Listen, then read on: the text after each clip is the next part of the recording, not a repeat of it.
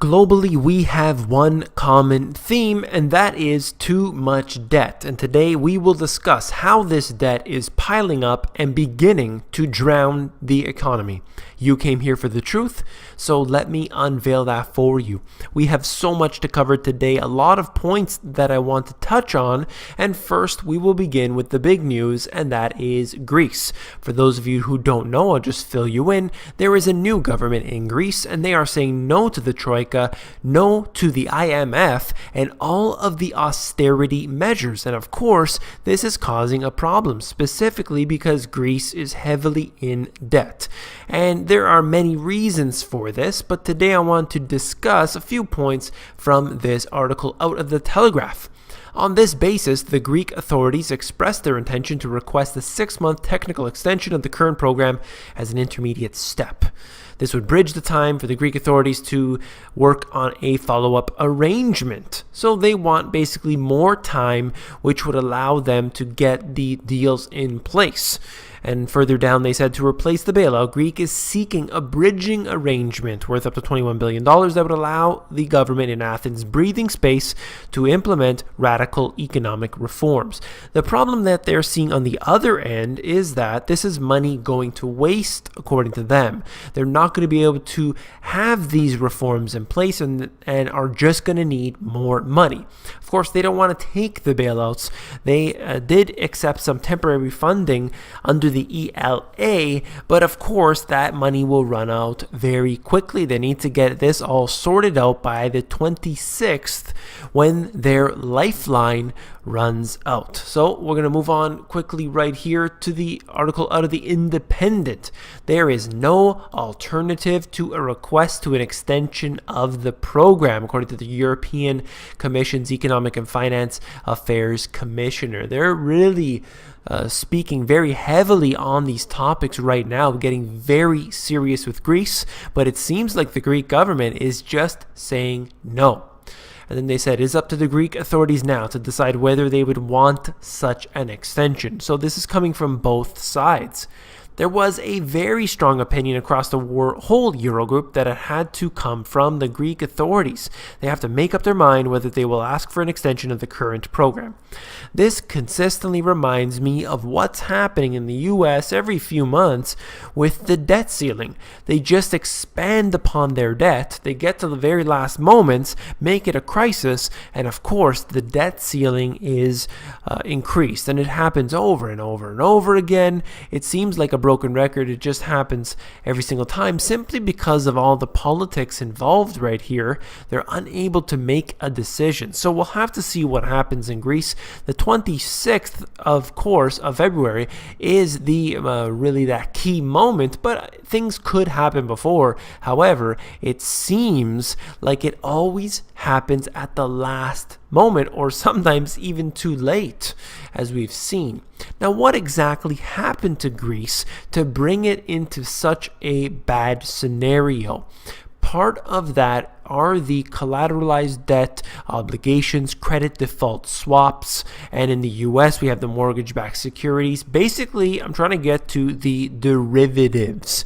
If you don't know what derivatives, I'll discuss that in a moment. Let's go into this right here where we have the issuance of asset-backed securities in the US. This is just one example that I've found of recent information, and you can see this: auto, home equity, total, others, credit cards, student loans. We have a whole mixture right here.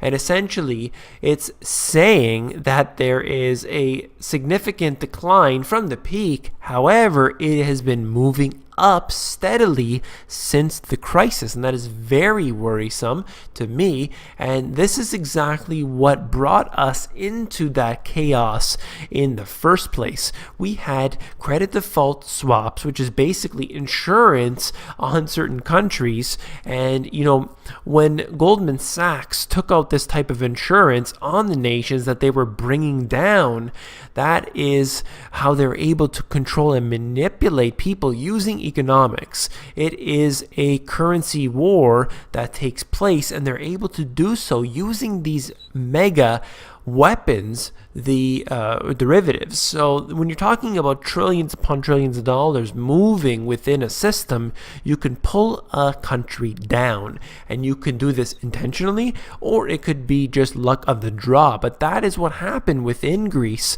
and we have seen what derivatives, the power of derivatives.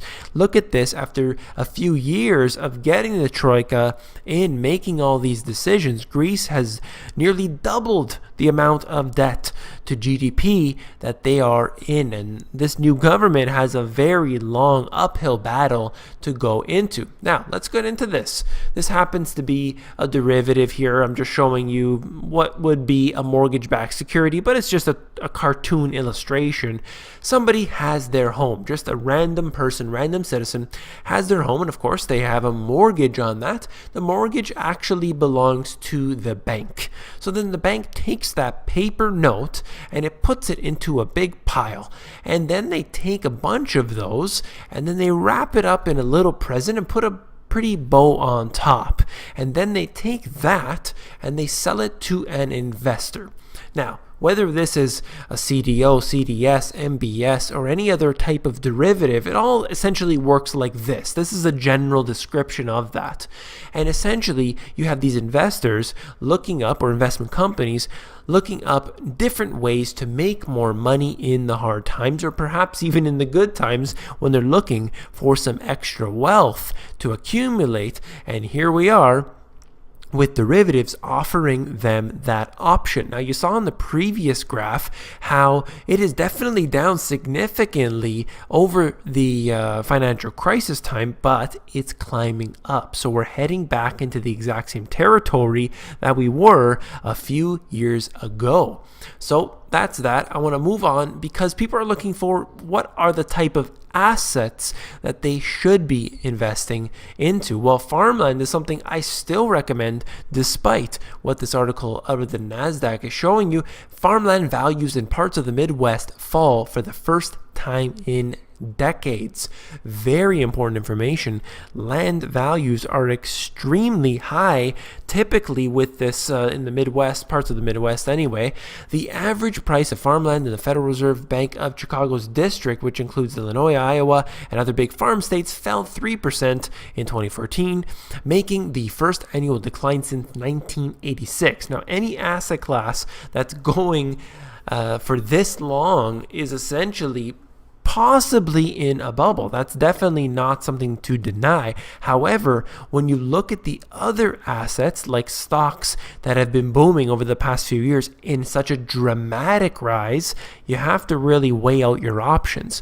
Farmland isn't something you buy to make really a large amount of profit off of. You're basically buying that in order to hold your value over a long period of time. There's no possibility of these prices declining in extremely rapid manner that stocks could. Yes, they absolutely could have their downfall. There's no doubt about that. But when you buy farmland, when you're buying different types of land, or even certain real estate investments, you shouldn't be there to flip these houses. That is not what you should be doing. You want to have this to basically maintain your wealth over generation and generation. See, these, if you had bought a piece of farmland back in 1986, you would progressively have made certain amounts of income over that time. But of course, you're not going to cash in on that. You're going to hang on to it because farmland and other types of land are essential and are definitely worth a lot of money. Let's get into this right here. Well, we had the banking heist yielding up to $1 billion. So if you haven't heard about this, this article happens to be out of the USA Today, but it has been making waves.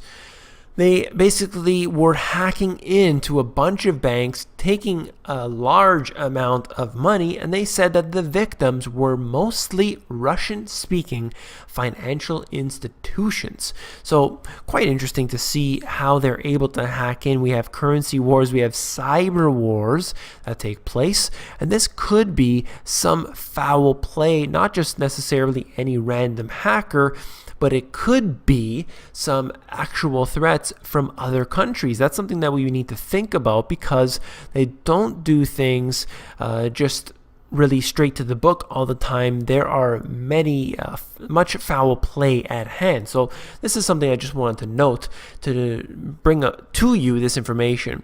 Right here, we have many of the banker suicides and murders that have been taking place, and this is something else altogether. Hedge fund manager allegedly faked death to avoid redemption. So here's one individual actually faking his own death so he didn't have to pay out to the customer. A New York hedge fund manager who is running an alleged fraud went to great lengths to avoid giving investors their money back, including telling an investor he had died of a heart attack.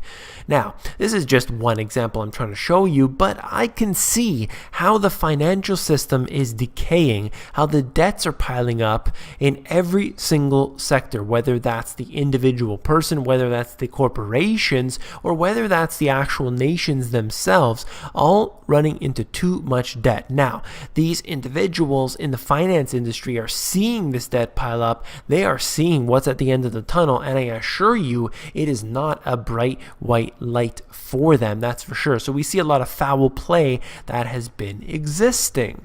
And right here, the last thing I wanted to note is the incarceration level. You have crime up to new highs. Now, of course, some of this crime shouldn't exactly be here because we have seen that there are many non-violent offenders that have been making their way into the jail system. And I also want to note, the reason why I mention this is the debtors' prisons. This is very worrisome to me because we have individuals who are essentially being put in jail for not paying up their fines. This is really a touchy subject in many ways. However, I feel that they could be expanding this program, and we have seen there is no shortage of incarceration in the United States, and as a matter of fact around the world, but definitely the US leading the pack here. And this is something that I just wanted to note to you as well. Look for the debtors' prisons, how they're being used today, and how they are expanding these policies as conditions in the economy get worse. If you found this video informative, please give me a thumbs up. I really appreciate that a lot. I'm reading all your comments, getting back to all your emails. I've almost got to all the emails. There's only a handful or two left in there, so I'm trying to get back to you all. And of course, you can always email me. It might take me a little while to get back to you, but assuredly, I will do so. And the last but not least, don't forget to become an insider. The Insiders is where I give out all my best intel for free, and that is available at themoneygps.com. You just scroll down to the bottom, fill in your email address, and you get occasional emails from me with good, short, concise info.